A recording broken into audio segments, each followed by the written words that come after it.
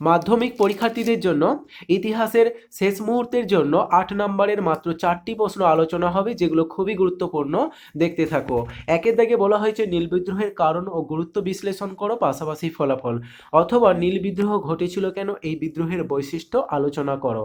পরের প্রশ্ন, রবীন্দ্রনাথ ঠাকুরের শিক্ষা চিন্তা ও শান্তিনিকেতন ভাবনার সংক্ষিপ্ত পরিচয় দাও। অথবা বা অনুরূপ প্রশ্ন আসতে পারে, মানুষ, প্রকৃতি ও শিক্ষার সমন্বয়ে বিষয়ে রবীন্দ্রনাথের চিন্তার সংক্ষিপ্ত পরিচয় দাও।